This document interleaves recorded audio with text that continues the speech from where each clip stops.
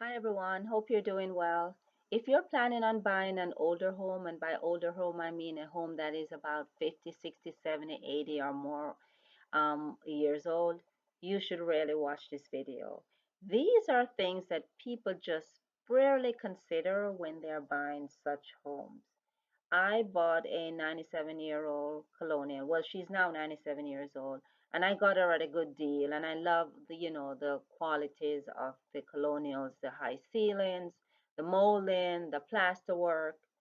But there are some issues that I just never consider. So on the day I moved in, bam, I'm hit with the first one: narrow doorways, stairways, and passageways. Getting furniture in is going to be very difficult. In modern homes, the interior doorways are generally about 30 inches, wide. In these older homes, they can be as narrow as 24 inches, and I do have a few doorways like that. So getting around the corners and in passageways is very, very, very difficult. You may end up having to change your furniture.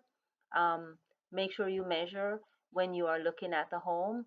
We have a third floor that is a dormer attic, and in trying to get the queen size box springs upstairs, we had to cut them in half, and once we get them upstairs, then we put them back together. Um, the mattresses were equally difficult to get up.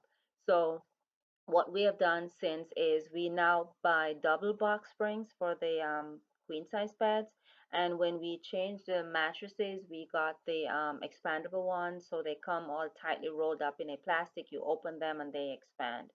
Another thing that you could do, if the structure allows it, you could widen some of the doorways.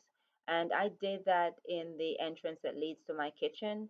I don't like an open concept. I don't mind that it's a separate room, but I widened it from 26 to 47 inches. So that worked out fairly well for me. The second thing that I never considered was the plaster walls and paneling. And plaster is basically these wood slats with plaster over it. If you bought a home that has that, it's very likely that the outer walls do not have insulation in them. There was also a time when paneling became the rage. And for me, I think that was just to kind of be a quick fix for plaster walls that were deteriorating by then. And you have to consider that you are going to have to replace them and also insulate. The issue of insulation is very important because it's going to impact your heating and cooling bills. Back then, like in 1940s, a barrel of crude oil was under $18. They could afford to have walls that weren't insulated. We can't now. A barrel of crude sometimes can be as high as $160. So heating and cooling is very expensive for us. The other thing I would recommend too is to replace these before you move into the home. I made the mistake of replacing some of the inner walls that were plaster once I got in. The dust from that, oh my gosh, you don't want to have to experience that. No matter how you cover stuff, you will have dust. You will find yourself dusting every day. Um, so, plaster walls, very important to consider when purchasing an older home. So, guys, while I was busy falling in love with the charm of an older home, I wasn't paying attention to the number of windows. This house has 37 windows and it's only 2,200 square feet. Newer homes tend to have less windows.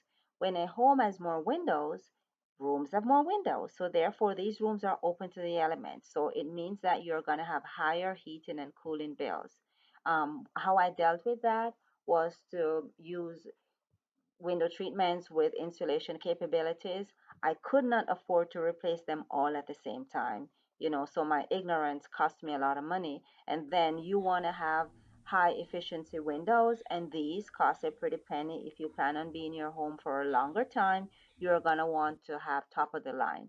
You can go vinyl, which is generally cheaper, but I'm telling you, it's best to get the really good stuff. It's going to add more value to your home as well. So be warned, look out for the number of windows. Most of us love these older homes because of the exquisite millwork that you can find in them. But we also have to consider the possibility of lead paint being present. Homes that are built prior to 1978 will most likely have lead paint. You're gonna find these moldings encrusted with layers and layers of paint. And I know you want to get in and get those surfaces pristine, but you have to consider that. You can't just be sanding when you, especially if you have kids around because of the possible neurological damage. You have to do a lead paint test. And if you plan to go ahead and work on these surfaces, you have to wear, the proper work wear, um, and you have to make sure the children are not in the home at all. Or you can hire someone to do it for you, but then again, that's also an added expense. So please consider the possible presence of lead paint. Musty odors. In our dormer attic space, when it is like 90 degrees, oh my gosh, there is this musty wood smell. It is not a foul smell, but it's just there. And thank God we live in the Northeast, so we don't get a lot of 90 degrees days. But during that time, you have to be using your plugins. And I think it's a bit probably from water damage. And we did replace the roof, but there is just that old smell. And I've spoken to other people who are in older homes too, and some of them report experiencing that. So just remember, musty odors, something I never, never, never thought of. You can also have odors coming from old plumbing. And I had this issue. My sister had this issue, and she lived in a home. She lives in a home that was built in the late 1970s. So her home is fairly young. And they had a situation in their half bathroom where they had this smell that they just couldn't get rid of. No matter how they cleaned, there was this old smell. And they eventually ended up just ripping the bathroom and redoing it completely, new floors, new walls, new vanity, new toilet, everything. But the smell persisted. Eventually, they realized it was coming from the old cast iron pipes. So I had that same problem in my half bathroom, coincidentally, and have since remodeled that bathroom, and the smell is gone. So another thing to consider. What you will find oftentimes in older homes is that the closet doors are not standard sizes. Amongst my first set of videos that I posted on YouTube, one was with me DIYing a closet door. It was a non-standard size. I went to get a custom size, and it would have cost me 4 times what a standard size is. So I did this DIY to kind of save money because my budget was almost shot. And I think it cost me back then about $50 to get it done. So that's just something to remember. Actually, that door was a bedroom closet door that the previous homeowners had on the pantry door, and I guess it was a budget issue for them too. This is perhaps the most important point in this video. Condemned septic tanks. When we moved here first, we noticed that most of our neighbors had covered their entire backyard with a deck. And we were making fun of them and like, what's up with these people? Don't they like grass? Anyways, we found out later why, and this was real serious stuff. So we had rains for like a week. This was from some tropical system, a storm or something. After a few days, we noticed that there were sunken areas in the backyard, not paying any attention to that. A few more days, we woke up, there were two holes that were caved in.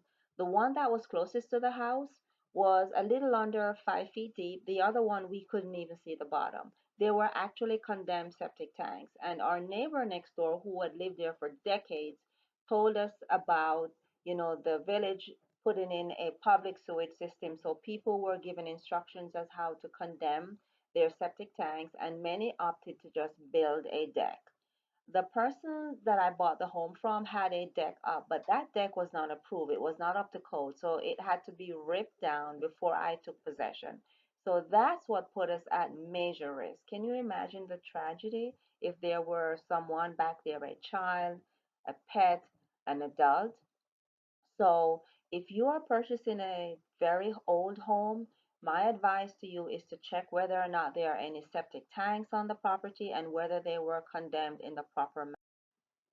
Now, to fix that issue, I had to pay almost $2,000 to have a company come in to properly condemn both of them. So again, another costly issue. The next is creaking staircases. And I know some of you may be saying, well, we would consider that, but taking into account the square footage, it can be a costly, mistake. I did not consider the cost of replacing or repairing staircases, and we had a major issue with the two in this home. They're not very, you know, huge or long staircases, 12 steps, I think, each has, and but they creaked like crazy. You could literally hear us going up and down the staircase if you're standing outside.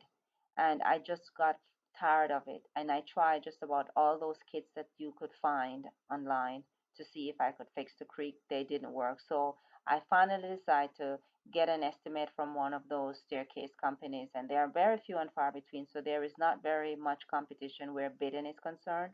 And when the person came in, I went but right back to issue number one. He says, ma'am, your doorways and passageways are so narrow. We generally build them off-site and bring them in to install, but we're going to have a lot of difficulty maneuvering them into place. And even if we did build them on site, that is also another issue. So they basically rejected the job. I eventually found a carpenter, and he said not going to make any promises at all. He's going to go up underneath. So that's what he did. He ripped the plaster underneath, and again, we had to deal with more plaster dust for another period of time. And but uh, it turned out really well. We now have a staircase that barely creaks. We ended up paying a fraction of the cost of replacing one, because it would have started at about 3,500 for the size we had, and it would could go as high as $8,000, $9,000. So you have to consider whether you will have it in your budget to replace it, depending on how bad it is, or to repair it, or to just live with the noise. I did not consider the size of closets when I was looking at this home, and I am surprised at myself. But yeah, closets in older homes tend to be fairly small. Back then, people just didn't buy a lot of stuff, they didn't accumulate a lot of clothing and things. But in our new lifestyle, you do need storage space. So you may have to consider doing some sort of remodeling, whether it's something major as an extension, or whether it's going to be you cheating some space from one room and extending on the closet in another. I got a little lucky, but I still have a few that are fairly small. Hope these tips helped, guys. They proved costly for me, and this was just to save you that. Thank you so much for watching. Bye now.